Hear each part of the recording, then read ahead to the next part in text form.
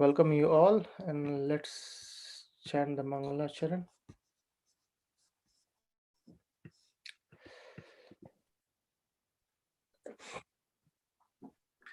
Om Namo Bhagavate Vasudevaya. Om Namo Bhagavate Vasudevaya. Om Namo Bhagavate Vasudevaya. Narayanam Namaskritya Naram Chaiva Narottamam Devim Saraswatim Vyasam Tato Jayam Udirayet नष्टप्रायेषु भद्रेषु नित्यं भागवत सेवया भगवते उत्तम श्लोके भक्तिर्भवति नैस्तिकी कृष्णाय वासुदेवाय देवकी नंदनाय च नन्दगोपकुमाराय गोविन्दाय नमो नमः नमः पङ्कजनाभाय नमः पङ्कजमालिनी नमः पङ्कजनेत्राय नमस्ते पङ्कजाङ्ग्रहे ॐ ज्ञानतिमिरान्धस्य ज्ञानाञ्जनशलाकया चक्षुरुन्मिलितं येन तस्मै श्रीगुर्वे नमः श्रीचैतन्यमनोभीष्टं स्थापितं भूतले स्वयं रूप कदा मह्यं ददाति स्वपदान्तिकं नमो ॐ विष्णुपादाय कृष्णपृष्ठाय भूतले श्रीमते भक्तिवेदान्त स्वामिन् इति नामिने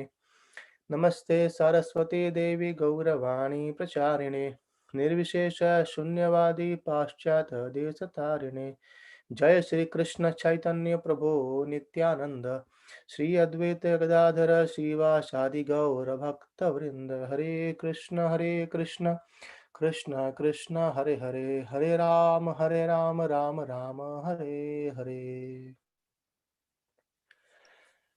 Hare Krishna. Hare Krishna. Krishna. Welcome all once again on our Friday evening. And we were discussing Srimad Bhagavatam Canto 10 now. And so we'll continue today from there. And today we will enter chapter 87 and continue from there.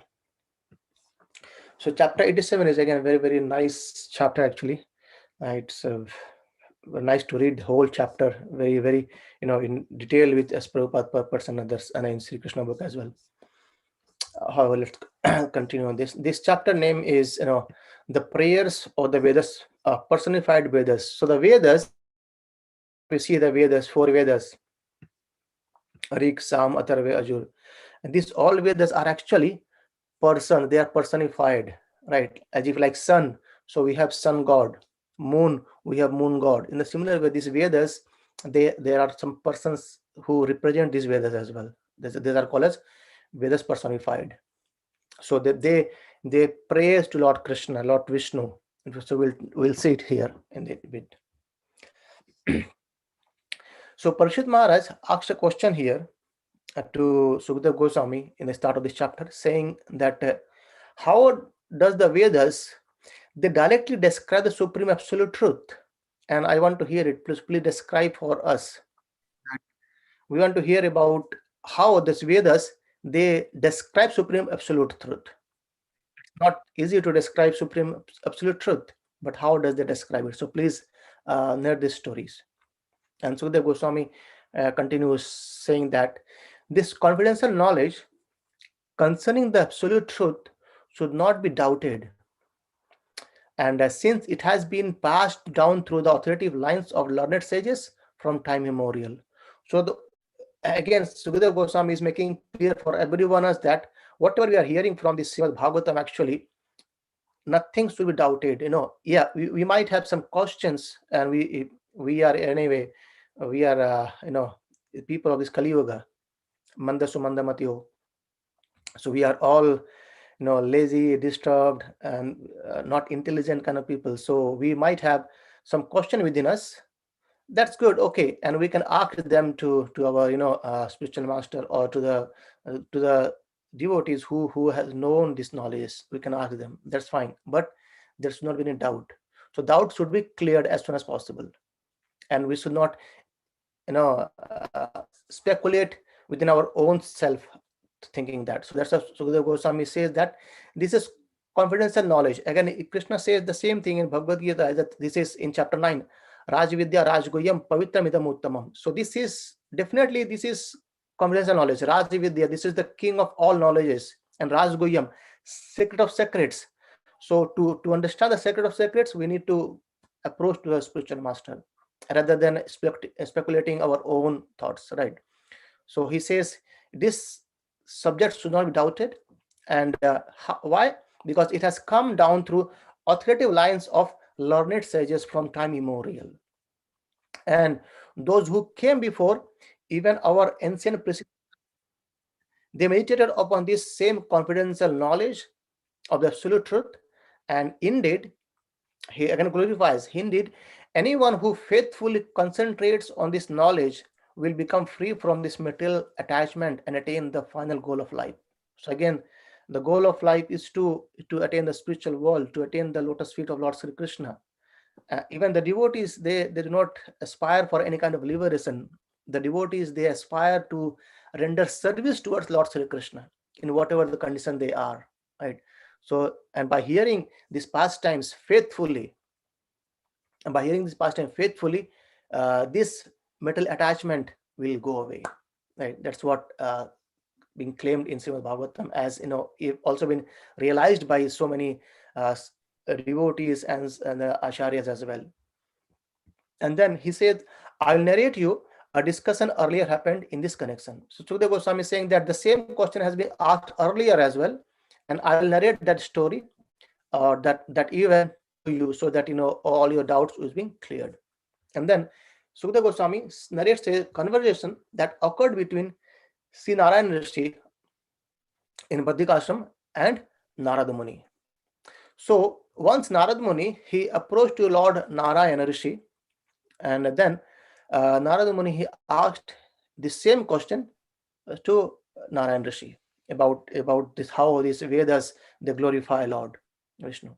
And then Lord Narayana Rishi, though knew everything, he told to Narada Muni that I will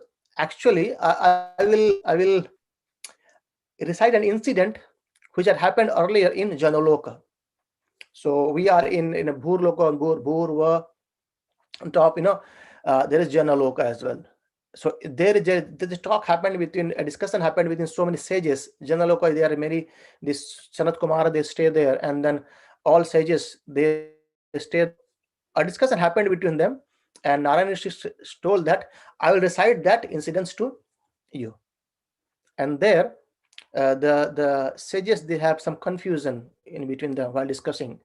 And there, Sanandan, one of those four Kumaras, Sanandan, he spoke, he dispelled the doubts of other sages over there.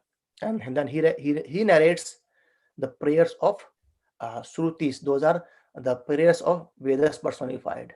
So remember what we are discussing about here. Sukadeva Goswami is discussing, explaining to Parikshit Maharaj. That's one level. Inside that, Narada Muni has asked the same question to Narayana Rishi.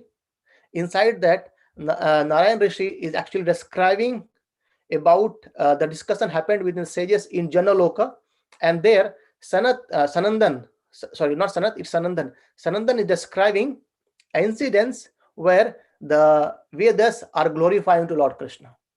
So there are four internal levels are there, right? So that's how Sukadeva Goswami earlier said that this knowledge has come from time immemorial, from this, with this what do you say? It came through authoritative lines. So that's why Sukadeva Goswami is describing that pastimes in between. Now let's see what Sanandan spoke about that to sages in Janaloka.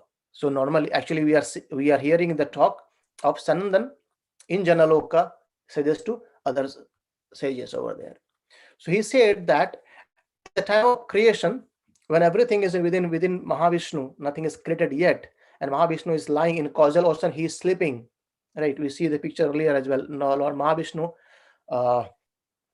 is sleeping there, and there at that time, these Vedas, they first emanate from the breathing of Mahavishnu, and when they emanate from breathing of Mahavishnu, and they appear in a personified form, they appear as a person. These Vedas, Rig, Ved, Sam, Atharva, and Azur, they appear in a form of Vedas, as a person, and they start serving Lord Krishna, and how they actually start chanting these hymns of these Vedas, and by which they used to make Lord awake of that, because Lord Vishnu is sleeping. So it happens just before the creation. These Vedas, the personified, they sing, glorify Lord Vishnu to make him wake up.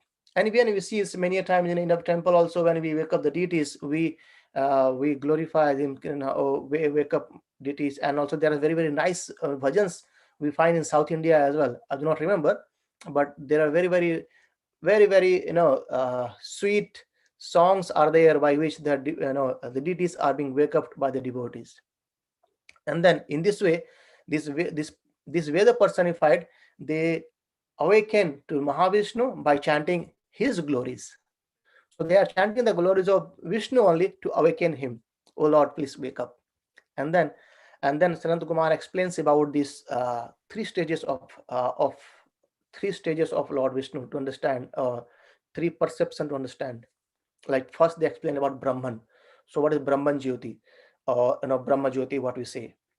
And there they say that this is again, uh, this world is identified with supreme, because the supreme Brahman is the ultimate foundation of all existence, because in the whole cosmos get light from the supreme Brahman, and beyond supreme Brahman it's a spiritual world, and after this supreme Brahman, we have this cosmos, material cosmos. And by glorifying that, there's a nice verse comes in actually, and they says very nice point here.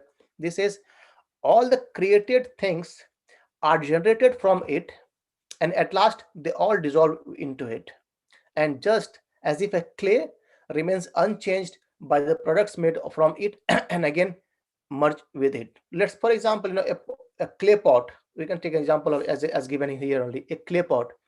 So from clay only we make a clay pot, but if the clay pot get broken, we throw it away in the ground, and that again mixes, merge with this ground again. In the similar way, this whole cosmos created from there, and then again it dissolves into it.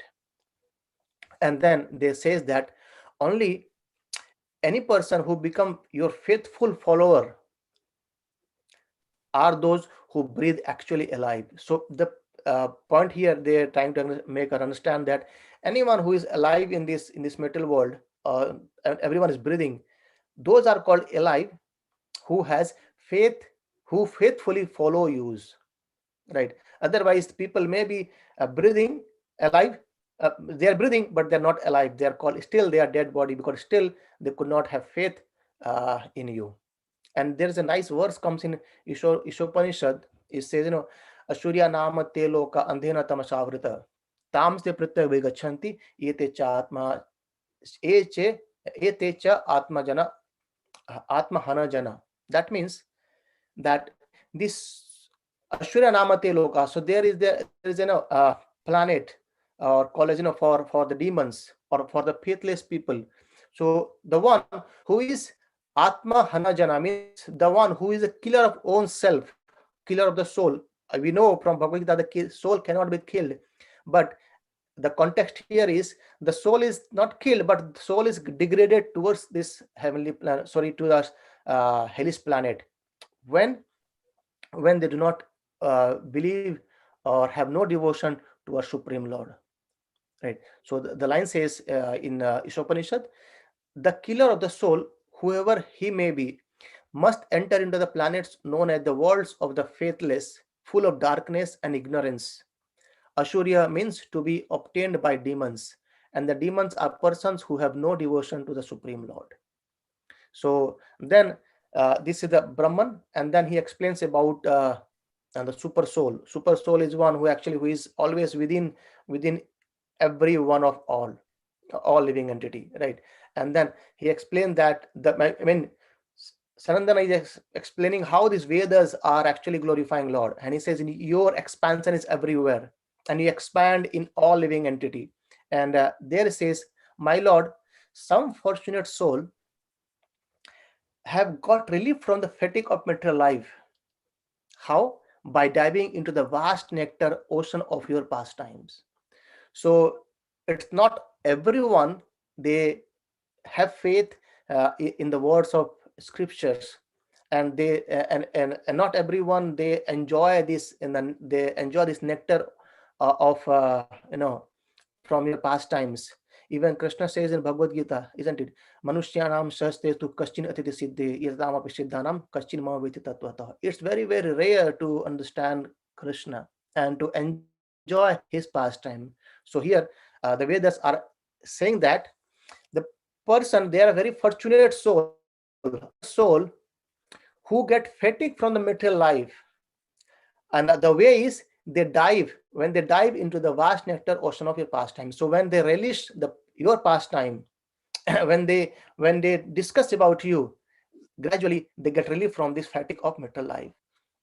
And that is how, when this human body is used for your devotional service, and the way to do it, to achieve it, is using this human body uh, for devotional service.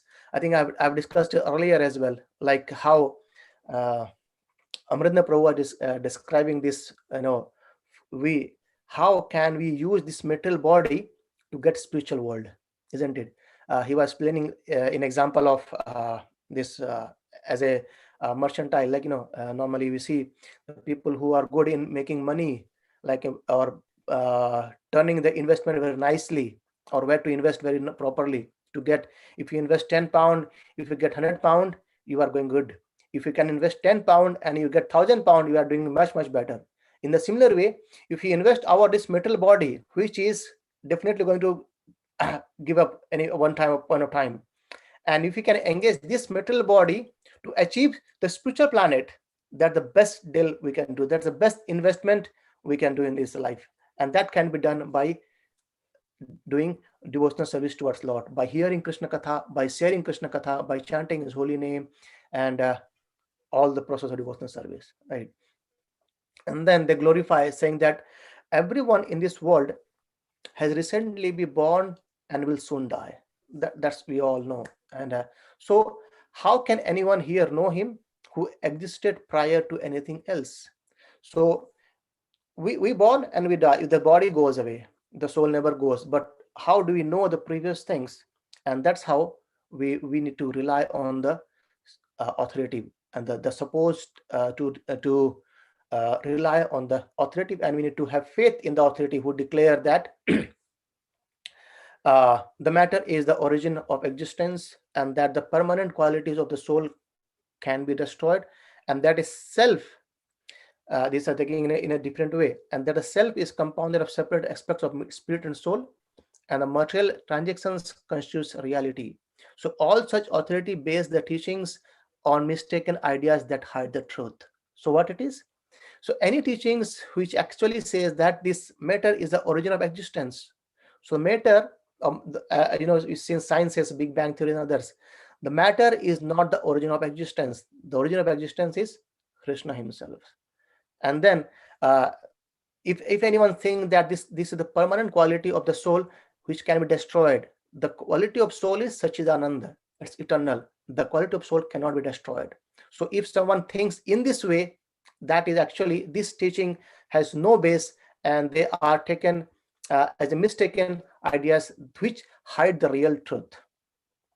And then after that, by glorifying that, they say that this dualistic conception that the living entity is produced from the three modes of nature is simply a product of ignorance, and such a conception has no real basis. So many times we see and think as there is no incarnation, there is no good, there is no bad, and there is no God, and I think I know that those thoughts are actually has no real basis, right? And by saying this way, they continue saying that uh, though you have no material senses, you are self-effulgent sustainer of everyone's sensory power. So all the senses, no, all the senses we have are again can only be enjoyed when there is consciousness, when there is Atma, when there is Paramatma within us. Otherwise, we cannot enjoy the senses as well. Though a dead body still they has eyes, hand, mouth, but still they cannot do anything because the consciousness has gone away from there, right? And then they glorify more, to Lord. And then they says about Lord Krishna or Mahavishnu, you are the source of liberation from birth and death. Right. So if you want to get liberation from this birth and death, so we have to approach Supreme Lord, and then they glorify the pure bhakti. Very nicely they say that in one of the verse that this mind is like an impetuous horse that even persons who have regulated their senses and breath cannot control. So the mind is controlled to be kind of uncontrolled horse. Just imagine uh, a chariot, right? A chariot have 5 horses, right? And the horses are not connected to the reins. Do you think that the horses or the passenger will go somewhere? Because the 5 horses will run here and there, and it will maybe drag and break this chariot as well. So these 5 horses are called as our senses. So our senses, when are being controlled, then only we can perceive something good. Otherwise, by these uncontrolled senses, it's very, very difficult to understand Lord Krishna. Right. And then they says that those in this world who try to tame the uncontrolled mind, but who abandon the feet of the spiritual master, encounter hundreds of obstacles in their cultivation of various distressful practices. So trying to control the mind without taking shelter of spiritual master, that creates so much obstacle in the path of this cultivation of self-realization. And they glorify to Lord, saying that, oh unborn Lord, they are like merchants on a boat in the ocean who have failed to employ a helmsman. So like someone is trying to cross an ocean in a boat, but there is no one who can actually drive the boat, right? So that is again uh, uh, baseless journey towards self-realization. So that's saying that by taking shelter of spiritual master, and by having complete faith on the scriptures and authority, we can actually go ahead. And there in the purport, it's been nicely said that from Mundaka Upanishad, says, to understand these things properly, one must humbly approach with firewood in hand a spiritual master who is learned in the Vedas and firmly devoted to the absolute truth.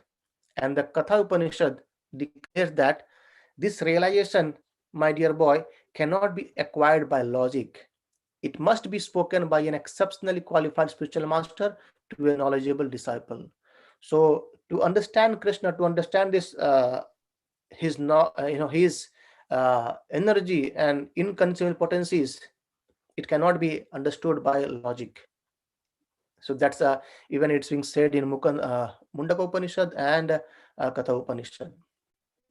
And after that, by saying that the other process will actually a hindrance, it doesn't take us to the path. And now they glorify, saying that those person who take shelter of you, you reveal yourself as the super soul who is residing within the heart. So again, the same thing is come that by taking Krishna shelter, Krishna can only reveal himself to us, and he knows about our intention and what we really want, and then he guides us within our health. And then by hearing all this discussion from Sanandana, all the sages who were there discussing things, and they got free from all their doubts. And that same is being narrated by Sukadeva Goswami to Parikshit Maharaj, which is being narrated by Lord Narayana Rishi to Narada Muni. And then after that, Lord Krishna, Sri Narayana Rishi, he said to Narada Muni that after hearing the description about Lord from Sanandan, all the other sages in Janaloka, they became completely satisfied, and they honored Sanandana, and then they all clear their doubts. And Sukadeva Goswami narrated the same instances to Parikshit Maharaj about how this Veda personified, or the Vedas, they chant the glories of Lord Supreme Krishna or Mahavishnu. right? And then in chapter 88, there is a nice discussion happened again. Chapter is Lord Shiva saved from Vṛkāsura. So Parshit Maharaj asked a question. It's a very, very kind of, very relevant question also. And he says, the devatas, these demons and the living entity who worship Lord Shiva, who is again a completely renunciant, he doesn't have anything within him, and he usually enjoy wealth. So the worshipper of Lord Shiva, if you see this, even devatas, even the demons and the living entity who worship Lord Shiva, they enjoy wealth and sense gratification well. And while the worshipper of Supreme Lord Hari, who is the husband of goddess of fortune, they do not enjoy this. So normally it's being said that in general it says the devotees of Lord Hari, they are poor, and the devotees of Lord Shiva, they are more opulent. In general it's being said. So we wish to properly understand this matter. That's a question being asked by Parshit Maharaj to Sukadeva Goswami. So Lord Shiva is, if you see himself, he's completely renunciant. He has nothing. He has given everything to his devotees. And on the other hand, Lord Vishnu, who has all opulented, but still his devotees, they do not enjoy much wealth and sense gratification, while Lord Shiva's devotees, they enjoy this. This is the question by Parshit Maharaj. And Sukadeva Goswami, also Parshit Maharaj says that please clear this doubt to me. And here it's been written that Parshit Maharaj expresses a common fear among ordinary people that by becoming a devotee of Lord Vishnu, one will lose his wealth and social status. And then that's why King Parshit Maharaj, King Parshit, he requested Srila Sukadeva Goswami to explain this paradox. And though Lord Shiva, who lives like a renunciant, and without having even a house to call of his own, he makes his devotees rich and powerful. And while Lord Vishnu, the omnipotent possessor of all that exists in this whole world, often reduces his servants to object to poverty. And then Sukadeva Goswami explains these answers to him, or try to answer this Parshit Maharaj. He says, Lord Shiva, again, many times we discuss about the Lord Shiva. Lord Shiva is again incarnation of Lord Krishna himself, but in another form. He has special service to do. He takes care of this material nature, and Lord Krishna or Hari, he is transcendental to this material nature. And then Sukadeva Goswami explains that Lord Hari, however, has no connection with these material modes. He is Supreme Personality of Godhead, the all-seeing eternal witness, who is transcendental to this material nature, and one who worships him becomes similarly free from the modes of nature or material modes. So worshipping Supreme Lord Krishna, actually they transcend these three modes, and the real fruit of worshipping Lord Vishnu is a transcendental knowledge, and thus Lord Vishnu's worshippers gain the eye of transcendental knowledge instead of being blinded by mundane assets. The point here is being described as, if you worship Lord Shiva in the way to get material opulent, even we get it, but that material opulent is actually binds us, right? And that's even these three modes, Sattva, Guna, Raja, and these three deities, Lord Vishnu, he takes care of this mode of goodness. Lord Shiva takes care of this mode of ignorance, and Lord Brahma takes care in the mode of passion. And then Sukadeva Goswami, by concluding that, says that Yudhishthira Maharaj, he actually now he narrates another pastime to answer this question of Parshit Maharaj. He says, Yudhishthira Maharaj, after completing his Ashwamedha sacrifice, he asked Lord Achyuta, Lord Krishna, this very same question, and while hearing this Lord explanation of religious principles. So now Sukadeva Goswami is narrating another story, which is being asked by Yudhishthira Maharaj to Krishna after this Ashwamedha Yajna. And the Lord Krishna, his reply to Yudhishthira Maharaj saying that, he says, I, if I specially favor someone, I gradually deride him of his wealth. What does that mean? And then he says, then the relatives, so that the relatives and friends of such a poverty-stricken man abandon him. In this way, he suffers one distress after another. And the devotees of Supreme Lord experiences both happiness and distress, not as a consequence of material work, but as an incident effort of their loving reciprocity to the Lord. What happens here is, it's again a very, very deep topic, but I'll try to make understand that when it's being said that Krishna takes away the wealth, it means that actually he tries to break down the bondage which we have here, so that it makes us easier to for our self-realization path and to the spiritual world, going to back to the spiritual world as well, right? And that's why here it says, I specially favor someone and I gradually deride him from his wealth, so that the relatives and friends of such poverty men abandon him. Normally we see in this meeting in the material world, if you don't possess good wealth, your relatives and friends, they actually goes away. Friends might be there, but the relatives, they normally go away from you because you don't have money, or you don't satisfy them with the wealth, right? That's a nature of this material world. And by saying that, even Krishna says in Bhagavad Gita that I give everything for my devotees, I preserve everything of my devotees as well. That's another understanding, that Krishna understand very well our intention, and he want us go back to Godhead. So when we have, he understand very well that if I give wealth to this person, to my devotee, and he is going to get distracted, then he doesn't give that wealth to us. And when he understand that if I give wealth to him, then also he's not going to be disturbed, then he showers his blessing as well. Just see the example of Sudama.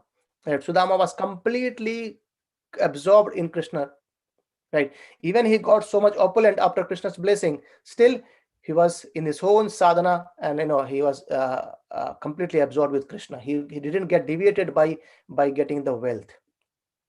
So that's the main understanding, right? Krishna takes away wealth to make us strong in the path of spirituality, to be more strong in the path of self-realization, so that we can go back to Godhead, right? And if Krishna thinks that if I provide this boon to my devotee and he's going to get diverted from his path, then he shakes it, right? And then Krishna says that when he becomes frustrated in his attempt, so when I take the wealth from of my devotee, and that person becomes frustrated in his all attempts to uh, gather everything, and then I bestow my special mercy upon him. So now Krishna takes away first, and he cleans his path, and then he showers his mercy upon this. And then Krishna says, because I am difficult to worship, people generally avoid me and instead worship other deities who are quickly satisfied. And it's very, very difficult to please Lord Sri Krishna, actually. And then that's why Krishna says, it's very difficult to worship me. And that's why people go towards other deities. Even if we can, that's being said in chapter 7 of Bhagavad Gita as well. Krishna explains this. And then Krishna says to Yudhishthira Maharaj that, when people receive kindly opulences from the other deities by worshipping them, they sometimes become arrogant and intoxicated with pride and neglect their duties. See, Ravana has everything, isn't it? He got everything from Lord Shiva. He has everything, but he didn't understand who Lord Rama is, and he did mischief things. Even if you see, we discussed a couple of days back about Banasur, right? uh, Lord Shiva was pleased to with him, and Lord Shiva became his god, but still he didn't understand who Lord Krishna is, right? And then Sukadeva Goswami narrates another story in this account. He says that there was a demon named Vṛkā, and he once met a Narad Muni on the road, and that wicked fellow, or this demon Vṛkā, he asked him that who is the three chief god could please by me very quickly? From Brahma, Vishnu, and Mahesh, who can be pleased very quickly? So Narad Muni, he told to this Vṛkāsura that Lord Shiva get pleased very quickly. And as advised by Narad Muni, Lord Shiva become very pleased. So he has already been pleased earlier by Ravana and Banasur others. So this demon, he started worshipping Lord Shiva at Kedarnath, and what he used to do is he made a fire sacrifice, and on there he used to take out his flesh from his body and put it on the offering as an obligation into the fire for Lord Shiva. And on seventh day, he could see that no, Lord Shiva is not pleased yet, he's not came yet. He decided to cut off his head and offer into the fire. So as he thought to cut his head and put on the fire, Lord Shiva, saying this, he immediately appeared there and stopped him to do so, not to cut his head and offer it. And then Lord Shiva said, okay, I'm pleased with you. You can ask for any boon you want. And then see, the problem is the demons, even they worship this deities, and they get the boon, and they try to use this in a negative or in a wrong way. So what is asked this time? He says that I want something that whomsoever I touch the head with my hand, the person should die immediately, or that person should burn to ashes. So see, he did this austerity by cutting his all the flesh on this putting in the fire, just to get this boon, right? And then Lord Shiva a bit hesitated. However, he granted this benediction to, as if he thought that as if giving milk to a poisonous snake. However, he gave it, and as soon as this boon was given to Vṛkāsura, this Vṛkāsura started running towards Lord Shiva, just to say that, okay, I will test that, I'll touch your head and you will get, I'll see how it's working. And then Lord Shiva, he started running away from this demon, and then Lord Shiva then reached to Vaikuntha, where Lord Vishnu understood what the situation from Lord Shiva. And then Lord Vishnu, he take another form of a brahmachari student. He became a brahmachari, and then he came before Vṛkāsura, and he said, oh Vṛkāsura, what happened? You look to be very fatigued, and why are you so disturbed, and where are you going? He just tried to deviate his minds. And then this Vṛkāsura, he narrated his story that I have got a boon from Lord Shiva, and I want to test it by putting my hand on his head of Lord Shiva. And the Lord laughed at him, and he tweaked Vṛkāsura. He says, don't you know that the boon given by Lord Shiva has no value nowadays? Don't you remember that once Daksha Prajapati, he has cursed this Shiva, and after that the boon doesn't work as well. And if you have faith in me, just try putting your hand on your head and see what happens. So this is how Krishna's word, Vishnu's word, he bewildered this Vṛkāsura. And then Vṛkāsura, by hearing Krishna's words, he just places a hand on his head, and he burned to ashes. So the demon immediately get burned by just keeping his hand on his head. And in this way, Lord Shiva was saved out of danger by Lord Vishnu. And Sukadeva Goswami concludes this chapter saying that anyone who recites or hears these pastimes of Lord, saving Lord Shiva, will be freed from all enemies and the reputation of birth and death. So this again sees the glorification of this pastime, how Lord Shiva was being saved by Vishnu. So anyway, both are same, but they are playing the pastimes to teach us the thing that we need to worship deities to not to get material boons, which are actually temporary. Whatever the boon we get, that's all temporary. But if you can worship them to get something higher, that is a spiritual planet going over there, service of Lord, that is the best thing, because Lord Shiva is Vaishnavanam Yatha Shambhu. So the topmost Vaishnava is Lord Shiva, right? So I'll stop here, and then on Monday we'll continue the last two chapters of Canto 10, 89 and 90. Hare Krishna. Hare Krishna, Prabhuji. Yes, Prabhuji. Prabhuji, just one question. This last story that you recited, wasn't it the story of Bhasmasur? So that Vṛkāsura is also named as Bhasmasura as a Prabhu.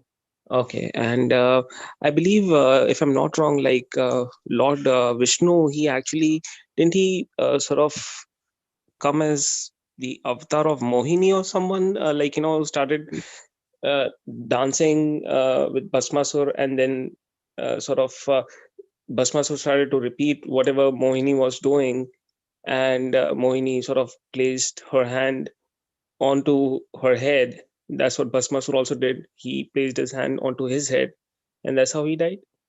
So Mohini avatar was there when Krishna, when there was Samudra Manthan. At that time, Krishna took Mohini avatar. Right.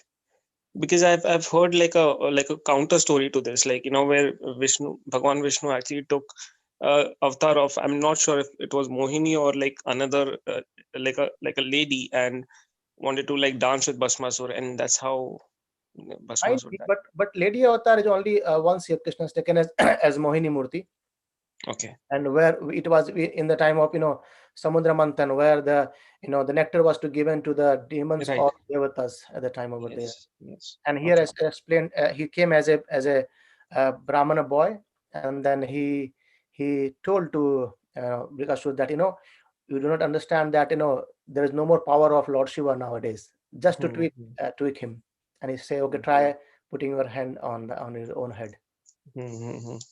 Okay. Thank you so much, Prabhuji. Hare Krishna. Prabhuji, I have a question. Hare Krishna, Prabhuji, I have a question. Prabhuji, this is not related to like today what we learned, but like I was asking about a spiritual master the other day about finding a guru. Like if we like approach a guru, if we take initiation, and the 4 rules like that we have been following for long, and even if we start doing the chanting rounds, but still if somebody is running a business that is related to non-vegetarian, so even those persons can take initiation, or we are not supposed to do anything like that. I'm not very much sure on this answer, but again, we need to approach to the spiritual master with whom we are taking initiation. He would be able to guide us properly over there.